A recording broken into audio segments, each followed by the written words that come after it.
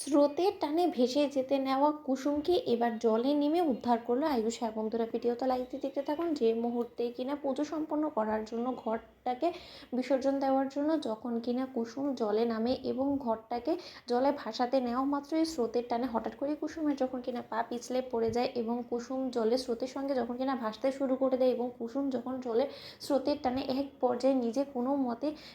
আর উঠতে না পারার ফলে এক পর্যায়ে কুসুম যখন চিৎকার চেঁচামেচি করা শুরু করে দেয়, ঠিক সেই মুহূর্তে অনুশ্রী থেকে শুরু করে অনুশ্রীর পরিবারের লোকেরা সকলে চিৎকার চেঁচামেচি করতে থাকে এবং সকলে যখন বলতে থাকে যে হারে মেয়েটাকে কেউ বাঁচাও, মেয়েটা নয়তোবা জলের স্রোতের সঙ্গে ভেসে চলে যাবে, মেয়েটাকে কেউ বাঁচাও। ঠিক সেই মুহূর্তে আয়ুষ যখন বলতে থাকে যে হ্যাঁ রে ঈশান, ওদিকে তো মেয়েরা সকলে মিলে সদবাশ্রীরা পুজো করছিল তাই না, সেখানে ঘরটা ওরা সকলে ভাসানোর জন্য তো গিয়েছে, তাহলে এর মাঝখানে হঠাৎ করে কী এমন হয়ে গেলো যে সকলে চিৎকার চেঁচামেচি করছে। অন্যদিকে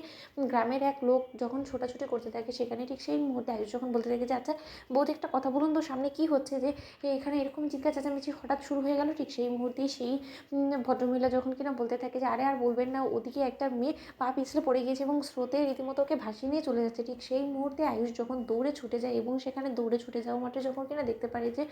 কুসুম রীতিমতো স্রোতের টানে ভেসে চলে যাচ্ছে, ঠিক সেই মুহূর্তেই আয়ুষ যখন বলতে থাকে যে কুসুম তুমি যেখানে আছো সেখানেই থাকো, আমি আসছি তোমাকে বাঁচানোর জন্য। ঠিক সেই মুহূর্তে ঈশান যখন বলতে থাকে যে ভাইটা তোর মাথা খারাপ হয়ে গেছে, তুই তো নিজেই সাঁতার জানিস না, তুই যদি এখন কুসুমকে উদ্ধার করার জন্য সেখানে যাস তাহলে তার রক্ষে থাকবে না, তাহলে তো তুইও বিপদে পড়ে তুইও হয়তো বা স্রোতের টানে ভেসে যাবি। ঠিক সেই মুহূর্তেই আয়ুষ যখন বলতে থাকে যে এই মুহূর্তে নিজের কথা ভাবনা চিন্তা করার সময় নয়, এত স্বার্থপরন্ত তো আমি হতে পারবো না। ওদিকে আমার স্ত্রী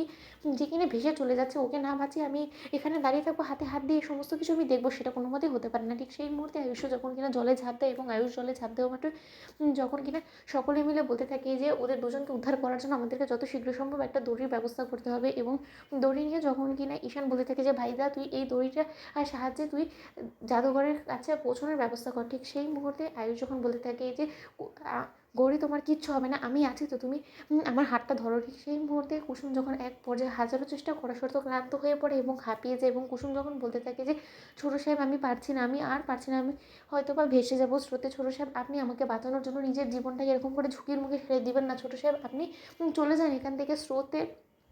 অনেক বেশি এবং এখানে আমার পাশাপাশি আপনিও যদি ভেসে যান তাহলে রক্ষে থাকবেন না, ছোটো সাহেব আপনি আমার কথাটা শুনুন, বোঝার চেষ্টা করুন। ঠিক সেই মুহূর্তে আয়ুষ যখন বলতে থাকে যে যদি মরি তো একসঙ্গেই মরবো, কিন্তু তোমাকে এখান থেকে না তুলে নিয়ে যাওয়া পর্যন্ত আমি কোথাও যাব না গৌরী। ঠিক সেই মুহূর্তে আয়ুষ এক পর্যায়ে নিজের জীবনের ঝুঁকি নিয়ে যখন কিনা অবশেষে কুসুমকে জাপটে ধরে নিজে কোলে তুলে নেয় এবং দড়ির সাহায্যে যখন কিনা অবশেষে কুসুমকে উদ্ধার করে উঠতে নেয়, ঠিক সেই মুহূর্তেই জাদুঘর কুসুম যখন কিনা জ্ঞান হারিয়ে ফেলে এবং অনুশ্রী যখন বলতে থাকে যে মা কুসুম তো জ্ঞান হারিয়ে ফেললো। তো বন্ধুরা লাইক এবং শেয়ার করে সাবস্ক্রাইব করতে ভুলো না।